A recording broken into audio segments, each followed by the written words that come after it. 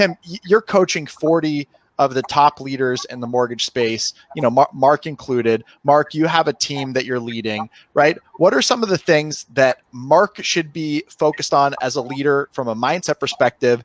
And what should his team be expecting of him, right? Meaning, what kind of leader do you feel like this time is really demanding? These times are really demanding to thrive. An empathic leader, period. And what does that look like? Empathy, like that's especially right now. Like, so let's analyze this for a minute. They know people. One of the things that always is so funny for me is when I talk to a loan originator who doesn't think that their team knows how much money they make. They all know. They're all acutely aware of how many loans you're funding, and they know how much you make per loan. So it's a dangerous little proposition, right? With them working ridiculously long hours at home, barely getting a break from having to raise their kids as well at the same time in some cases, and you are raking in cash. So empathy is to put yourself in the shoes of another. So what would that look like if you were in their shoes? And I think that one of the things that is really important is to not assume, because it's easy, and I realize how busy everybody is, and you're probably like, where do I have time in the day to put myself in the shoes of another? Where do I have time in the day to take a step back and talk with them a little bit about what's important to them? The answer is that you kind of got to make the time if you really want to be a great leader. Because right now, it's very easy to make the assumption that everybody that you lead has the same values that you have. And they don't. We all have different values. The four of us on this call all have different values that are important to us.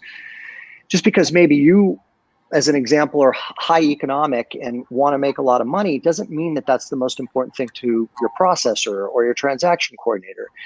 So to lead from empathy is to first understand what is purposeful and meaningful for your teammates, and then to give them what it is that they really would find to be important. So let me give you an example. What if you sat down, what if you created an intake form? And we just had group 8 here in town from L360 over the weekend, and we were talking about this with Tony Gabrione, and he's going to implement this right away. What if you created just a quick little intake form, maybe 8 questions of things like, what's the one thing in your life right now that you miss the most since prior to the pandemic? What's the one inspiring goal that you have in your future that you haven't been able to achieve? Like these types of questions. Because what we're seeking to uncover is, what are their values, what's important to them? So what if you had a processor that had a 2-year-old and a 4-year-old, and you found out that the goal they have is to send their kid to college? And what if instead of giving them a $3,000 bonus buried into their check with taxes taken out at the next pay period, which many of you are doing, what if you instead had your financial advisor call them and say, Mark Robertson, your boss asked me to give you a call. He wanted me to let you know that he's setting up a 529 plan for both of your kids and putting $3,000 in it. And he's really grateful for how hard you've been working for him. Are you going to tell me that's going to be parallel to the impact that a $3,000 bonus is going to have? No chance. But this is empathy. This is understanding what's purposeful and important to the people on your team, and leading by taking that time to give to them. Or Jay Dacey, who's a really great loan broker in Minnesota, who was in Group 8, he found out that his processor, he knew that his processor, who's been working from home, has an unlandscaped backyard. And think about this for a minute now. She's at home. So this is empathy. She's at home every day. She looks out into that backyard and it's dirt. And she's looking at it every day, all day.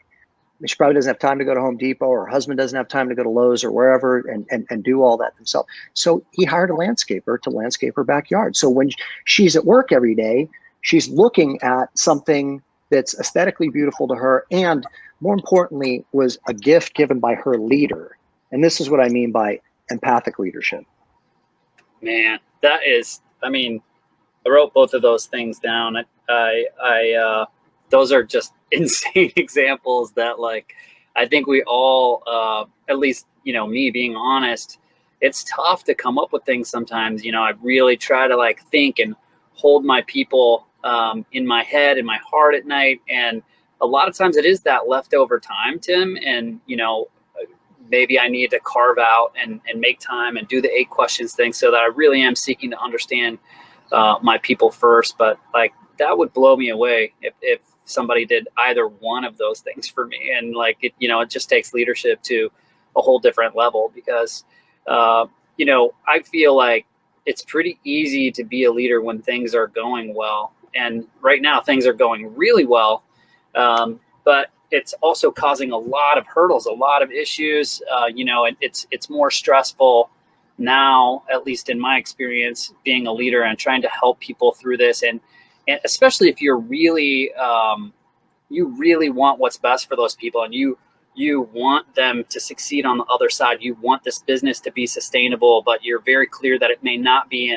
And setting up those chess pieces, I definitely feel more stress through the care of these people and just trying to think about all the different personalities that I'm managing, and the stress of the production business as well. And I think that is, everybody has that same story that I just regurgitated, regardless of what their role is, right? And so it's the mindset, Tim, and you have taught us. So I'm so grateful for, the experience that I had prior to this time, because now I'm getting up every morning and I'm doing my push-ups and I'm taking cold showers and I'm meditating, and I even journaled a couple of times, which I know you'd be really proud of me because I'm not the best journaler. But for people that are not taking the type of care of themselves, and they don't have a high self-esteem, which you've helped restore in me, and I'm grateful. I want to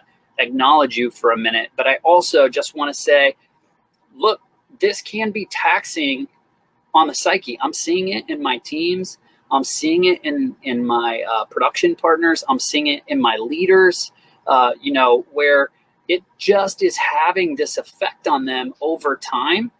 What can I do? What can we do? What can one do to help these folks out who may not have the training that you've equipped Danny and myself with to be prepared for the marathon, to make this the new normal, to not so much buy into like, this is chaos and the burnout. And, I hear people saying these words all the time that I'm now trying to steer clear of that vocabulary.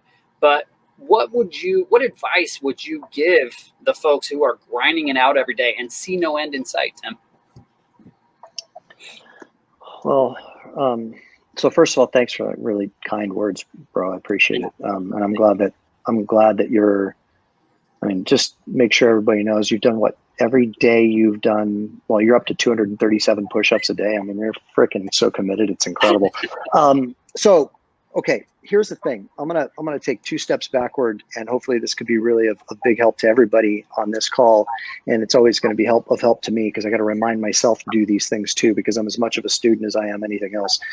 So our energy, whether we're happy, joyful, pissed off, afraid, shut down, those are all various forms of energy, okay, based upon how we're feeling. Our energy has everything to do with how we experience life.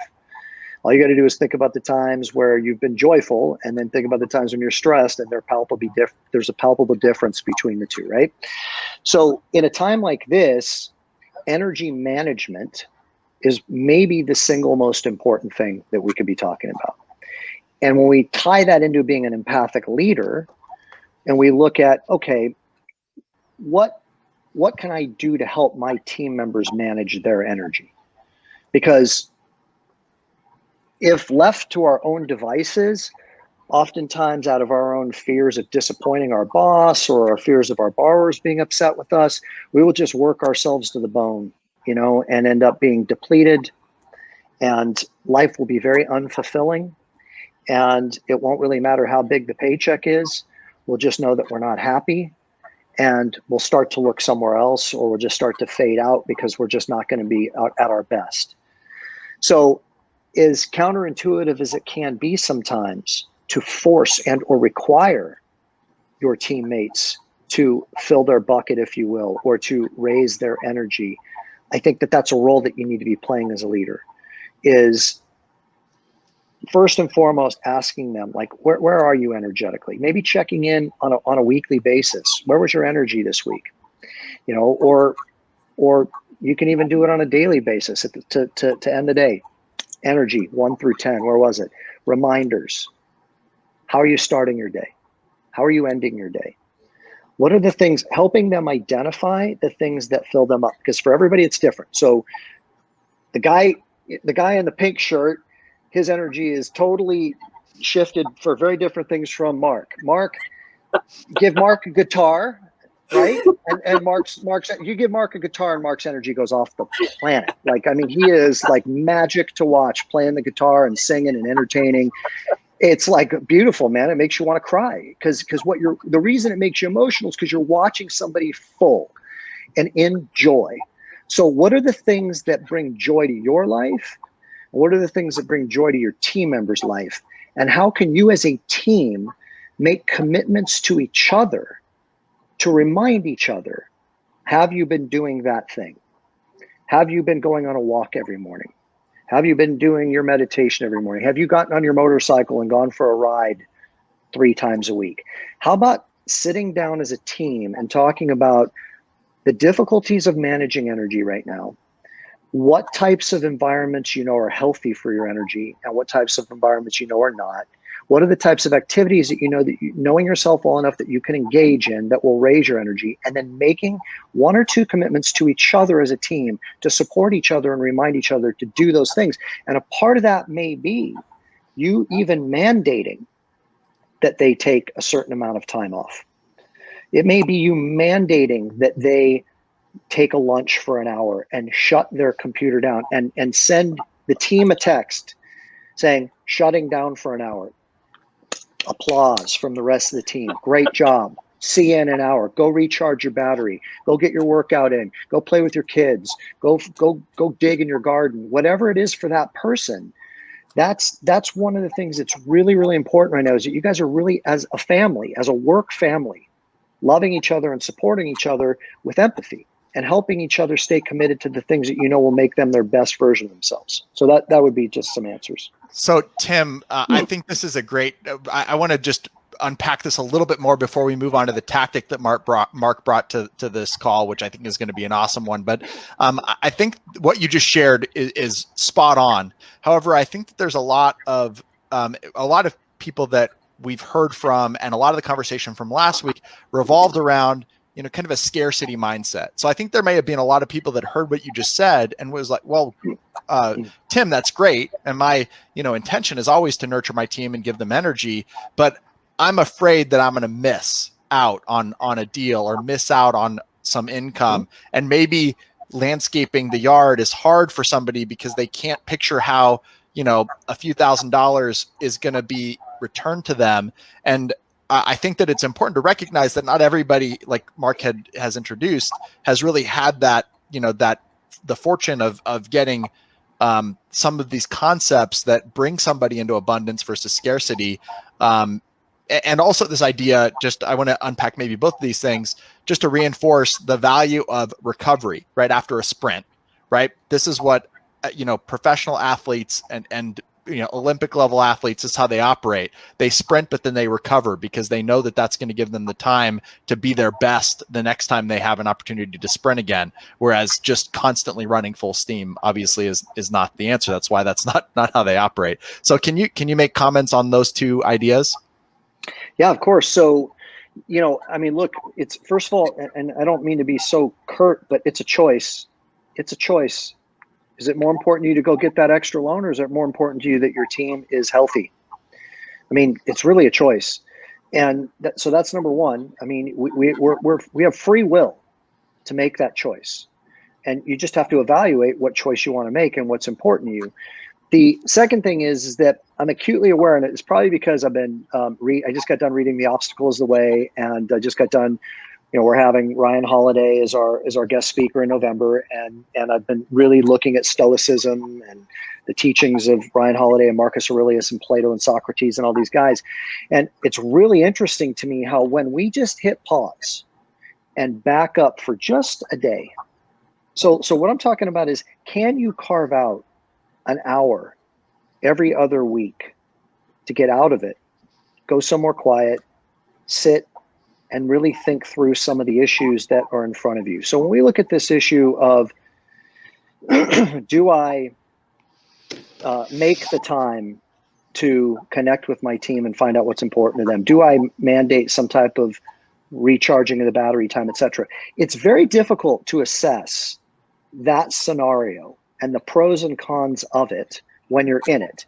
Because when you're in it and you're in the grind of your day and all you know is your phone's blowing up and you've got more leads than you got to deal with and you're trying to put out fires, and I pose this to you and I say, hey, what you really need to do is take an hour out of every day and give your team a break. And you're like, what are you talking about, dude? Like, I need 29 hours in the day. I need 5 more than I've got. How am I going to find that time? Okay, because you're in it and you're emotionally attached to it and you're firefighting. But when you step back from it and stoically look at it from a place of reason, because that's what we're talking about here, it's not emotion, but rational reason. And you look at the bigger picture and you say, what is sustainable? What's going to keep them with me for a long time? What's the value of having teammates for a long time?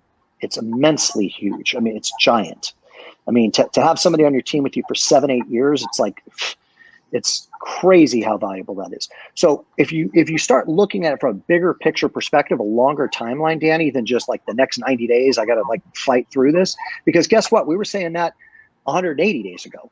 If I could just get through the next 90 days. And then here we are on the 270th day almost of this thing, and we don't even know what's going to end. At what point in time are we going to go, I need to pull back from it a little bit. Maybe I need to pass on a few deals.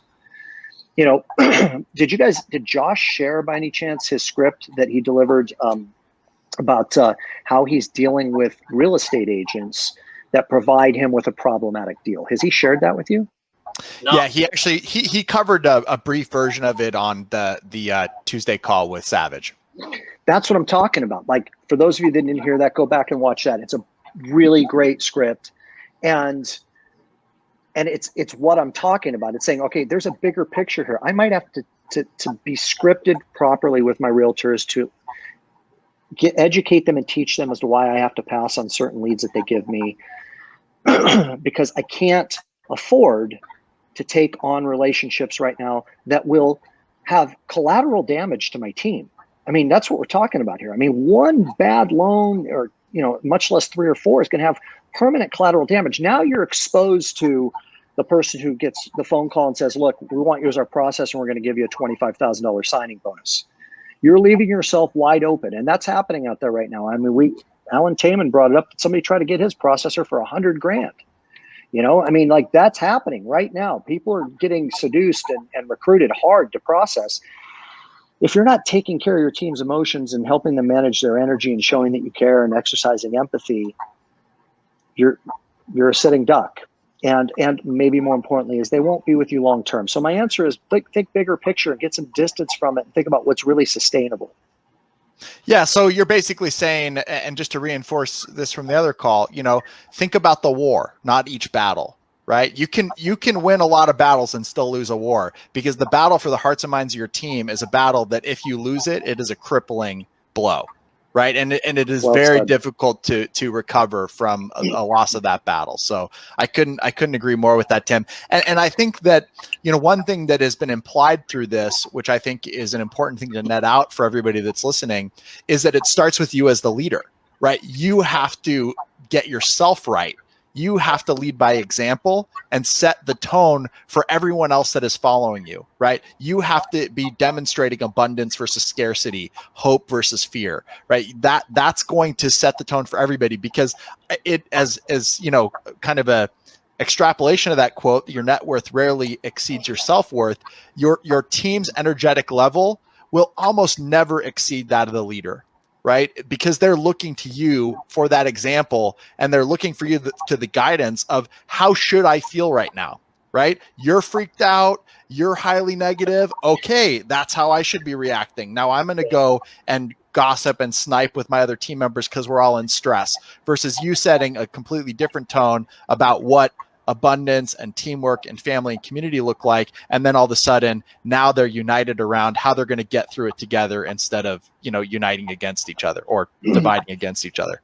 One last thing I'll say, and I know you want to turn to Mark for this question, but I know that none of you signed up for this job to be a leader. Like I'm acutely aware of that. I didn't, when I first started as a loan officer, I had no idea I was going to lead a team. I had no idea. I thought I was just going to sling 5 loans a month and buy my $175,000 house in Moore Park, California, and be done with it. I mean, and then the next thing you know, I've got like all these people I'm hiring, and but here's the bottom line: you're all leaders. Okay, you're the leaders of whatever team you have, whether it be small or large, whether it be a half a processor or 5 processors that you have. And there's a reason why you're being paid really well right now, relative to the amount of hours you're working and all that kind of stuff. And it's because you're paid to make tough decisions. And a leader is the person that steps in and is willing to make difficult decisions. And sometimes those difficult decisions are to slow down volume a little bit. I'll give you a quick example. When COVID hit, I own an Italian restaurant that's like super successful. These guys have both been in it. And it was like the hottest restaurant in town. I stepped in and told my partner, I'm like, we need to close down. We weren't required to close down, but I said, I know that it's going to derail our momentum and all that kind of stuff, but we need to close down for a couple of weeks to assess this situation. What do we need to do to protect our employees? What do we need to do to make everybody feel safe? So we made the tough decision and shut down. And sometimes you got to make tough choices like that and maybe slow down your loan volume a little bit so people can get caught up.